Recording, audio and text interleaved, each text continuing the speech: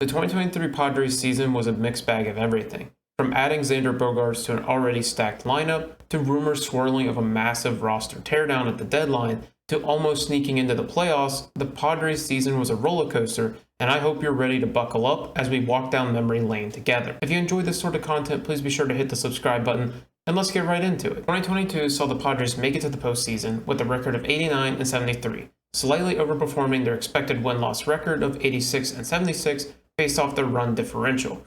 Regardless, the Padres made the most of the opportunity, tearing through the Mets and Dodgers to meet their match in the National League Championship Series, losing to the Philadelphia Phillies. Considering the struggles of stars on the team like Juan Soto, Josh Bell, and Trent Grisham, along with star shortstop Fernando Tatis Jr. missing the whole season due to injury and his PED suspension, the season had to be considered a success. The offseason saw the roster make some significant changes. Grabbing Xander Bogaerts in free agency meant when Tatis returned from suspension, he would have to take on right field.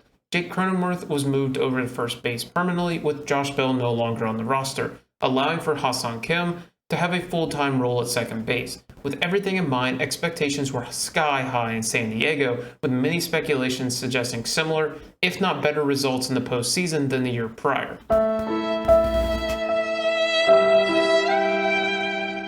Well, that didn't go as expected. The Padres finished the season with an 82 and 80 record, finishing just 2 games out of the final wildcard spot. They finished with a plus 104 run differential, had a winning record against the division as well as against interdivisional teams, and finished with the second best team ERA in baseball. Traditionally, that list would equate to a playoff team to some degree. A plus 104 run differential was good enough for third in the National League and gives them a projected record of 92 and 70, giving them the first wildcard slot. So what went wrong for this team? For starters, the superstars of this team were not necessarily superstars. Aside from Juan Soto, who found his old form, we saw above average seasons from Bogaerts, Tatis, and Machado. All of them had an OPS around 120, which again is above average, but not the superstar level that you would expect from their payroll tag. The disappointing results from those star players caused the offense to be much closer to the middle of the pack, finishing 13th in team OPS, tied with the Orioles and Cardinals.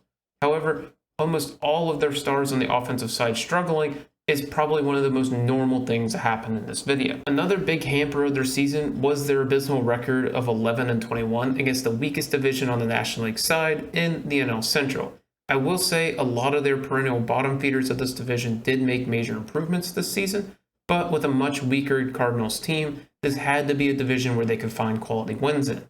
The puzzling thing to consider here is the Padres were still outscoring their opponents in the Central, averaging 0.2 runs more a game in those respective games. Of those 32 games, 10 of which were one-run affairs, which typically are a little coin flippy, with better teams able to win a little above 50% of the time. Of those 10 games, the Padres won 0 of them. Yes, 0 of those 10 games. But surely that wasn't a persistent issue across the whole season.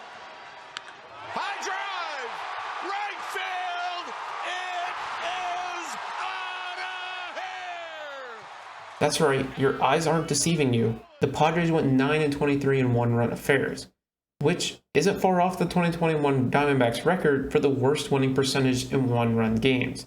To go along with their struggles in tight games, the Padres didn't win a game that went into extra innings until September 27th, when the season was all but lost.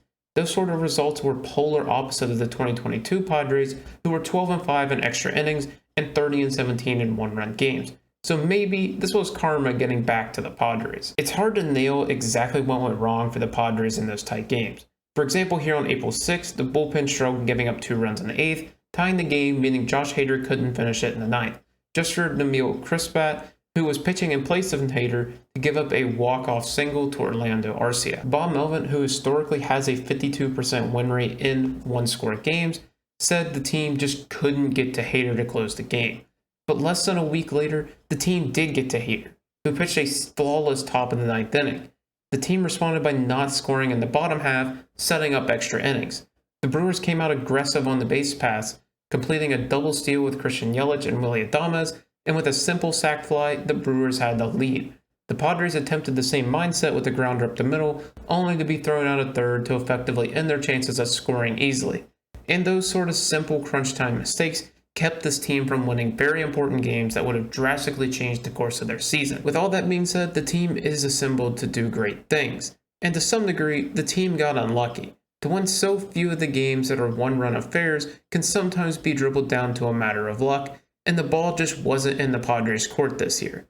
But hopefully, with a reformed roster, next season can be a success and they can return to postseason baseball.